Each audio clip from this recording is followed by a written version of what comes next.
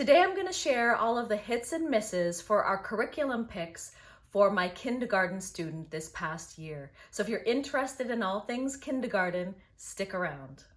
Now here in Ontario, Canada, and I believe in all of Canada, and maybe it's the same for the United States, kindergarten takes up 2 years. So here they have what's called junior kindergarten and senior kindergarten. In the public school system, they usually stay with that same teacher for 2 years.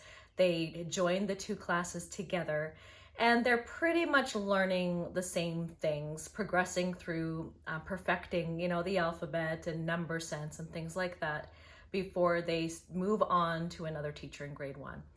And so in kindergarten, I'm going to be reviewing curriculum that we've done in our homeschool for over the past really 2 years, because some of these things we've kind of done over. We did sort of a preschool, then we did a junior kindergarten year and a kindergarten year. And she would officially be in grade 1 this coming September if she were to enter into public school, but we've kept her at that same pace. So what we have loved, I'm going to share first, and then I'll go into the misses. And just to be upfront, really there wasn't too much for misses for my daughter. She really loved and enjoyed everything.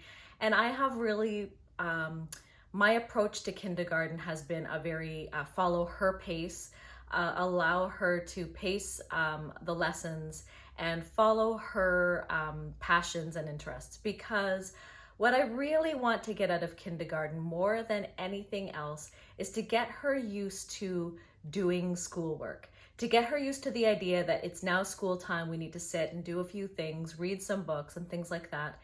And that to get into that habit, to make a habit out of it, so that by grade 1, where we will be doing more formal curriculum, she will already be used to having to sit down and do work and have a separation between playtime and school time.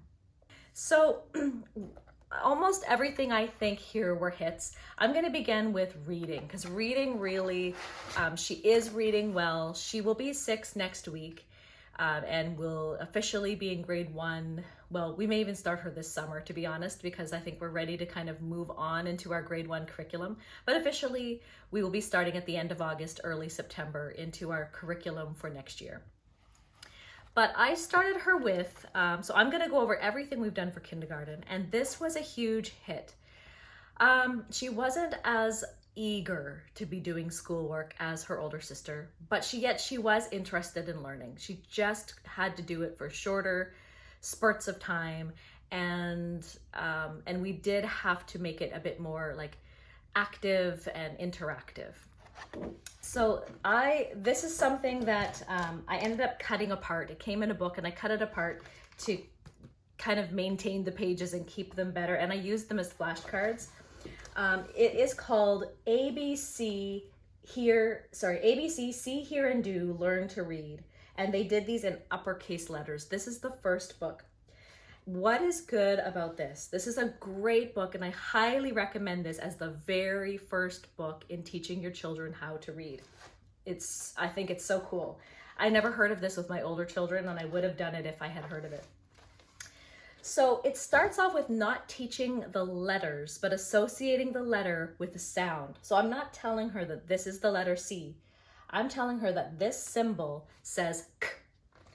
And then to help them remember, we're doing a C-shaped curve with our hand and going K, K, K, K, K, K.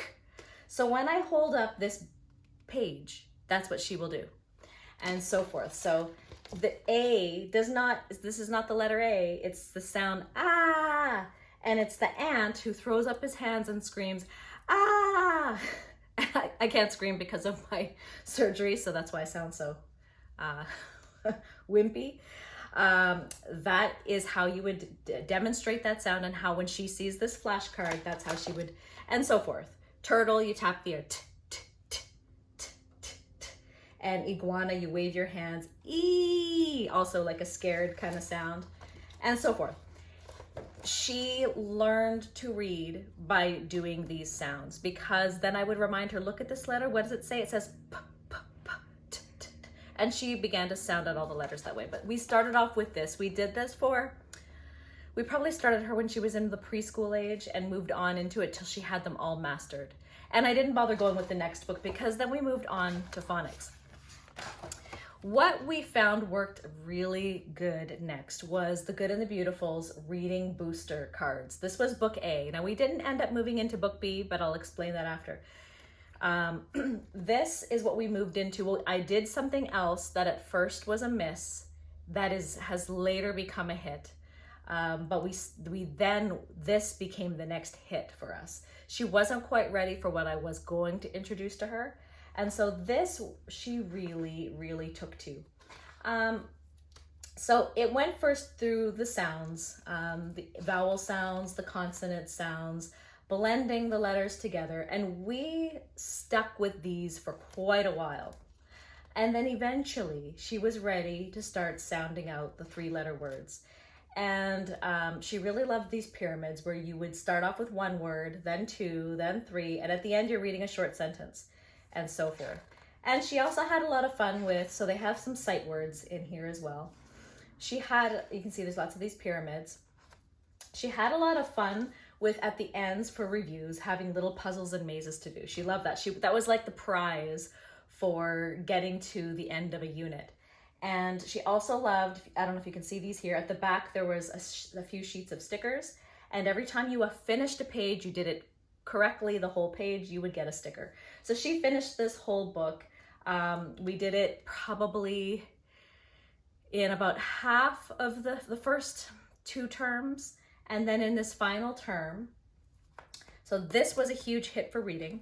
Then this became the next huge hit. So this was originally a miss. So I won't mention this in the misses in the next part. It was a miss, but only because she wasn't ready for it. But now it is a hit. It was a miss because, as you can see, it's a script. They have to repeat after you. They have to, they're just reading a list. Those are when they're in vowels, move a little further. A list of words. So if they're learning the short vowel sound U, which says then they're going to read these words: up, cup, pup, us, bus, bug, dug, hug. So at the point when she started this, she was ready because she just was excited about being able to read. And so this became highly effective. Now we're still in it. This book takes you from the very beginning. You could start this. I do really recommend that A, B, C, here, do.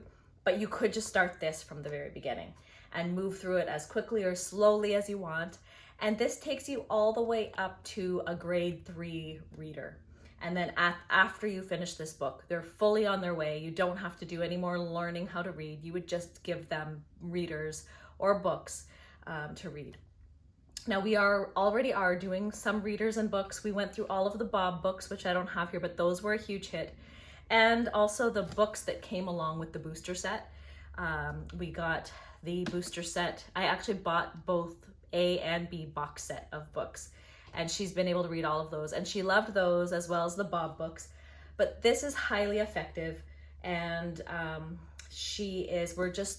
we're going through it about a lesson a day. We were doing it every day of the week just because we really want to persist in learning, complete it and learn how to read. And she's excited. She enjoys to do this. So this was a huge hit, and I really love how it's really all encompassing. You don't have to buy several curriculum year after year after year. This is the one that it's fairly thick, and it's 1 page lesson, and you just progress through it. And when you're done, you're done. You're done teaching reading. So those were all hits for reading. Now for writing. I had tried a few resources from Teachers Pay Teachers. I do have several printables where she just first learned how to write her own name. You know, I've always started my kids on just learning how to write their own name, and they were proud that they could write their name. And then moving on to learning how to write all the other letters and things like that. These have been effective. I haven't tried anything else, so I can't compare it to anything else. But we did pre-writing for littles, doodles and pre-writing, part 1 and part 2. We completed those. We completed this as well, level K handwriting. We did this in her JK year, and this year I've just been printing off handwriting pages from the Good and the Beautiful's website. I think I bought a downloaded file, or it's a free one, I'm not sure, but I've been printing out the pages. I've also now been getting her to do, because we are incorporating Charlotte Mason into our homeschool, we are also doing a lot of copy work. So I'm getting her to do copy work from passages from the Bible that we're reading, poetry. She's even knows how to spell, so I'll even dictate some short sentences for her with words that she knows how to spell. And so she's getting in her practice that way. She knows all the letters. She occasionally will reverse like a B and D, lowercase b and D, things like that. But she does know all of her letters now. And so it's really just about practicing her fine motor skills so that she can write, eventually they learn to write smaller and a little bit more refined writing, but she is knowing how to write. And I will probably be buying her the next level up, the workbook, because it's been actually somewhat annoying having to buy print out pages, because I find myself not printing it out beforehand, and then I'm running down there the morning before school starts, printing out a page or two, and I'd rather just have the books ready to go and just say, here's your book, write, work on the next page. So writing has also been a hit, and my older daughter uses the Good and the Beautiful handwriting as well, and it works, it's effective. I know there are a lot of other writing resources out there, but I haven't felt the need to try anything else, so I can't compare, but we do love this curriculum. And then we also started her in kind of a language arts program. I guess I call it language arts, but I really wouldn't call it language arts in comparison to, I guess, what they would do in grade 1 and up, but I guess you do have to start somewhere. So we did the pre-K course, which I do a video all about that. I'm not going to do a flip through, but they do say that they talk about letters and sounds, vowels, numbers, colors, motor skills, sorting, matching, and rhyming. This was her first experience with doing a type of a workbook, and so it allowed her to just doing that sit down work. It was always very easy for all of these things were very easy for her, so there wasn't a lot of a challenge, but it did get her excited to be doing schoolwork. After that, we did kindergarten prep, and these two are very short. So we went through these very fast, and she did this at the beginning of JK. We went through it very quickly, and then I bought her this is the full-sized language arts curriculum for kindergarten. It's the same size as for all the older grades. It covers phonics, writing, reading, grammar, punctuation, spelling, literature, geography, and art. And again, she found this very easy. She really could probably open it up and do all the work herself. A lot of the exercises, like at the beginning, I might have had to explain what they wanted her to do, like read the picture and circle the sentence that goes best with the picture. But once she knew what because those types of exercises would repeat, she knew what they wanted her to do. And so she really could just open up and do these lessons on her own. But she enjoys them, and she'll even ask to do her own check marks. She wants to check her work and get the red pen, and I give check marks because it just kind of gives them the satisfaction of knowing that they've done a good job and that they've done it well. And she can really do this on her own. We're nearly done. I think we only have a few more lessons left in the book, but this, I would say, has been a hit. Now, I don't think anyone should seek out a rigorous language arts curriculum for kindergarten. So I think this is absolutely perfect for kindergarten, but I do have a video about language arts for grade 1 and up, and I would not choose it because I just found that it didn't provide as much of a foundation as the other language arts curriculum that I have chosen in the past.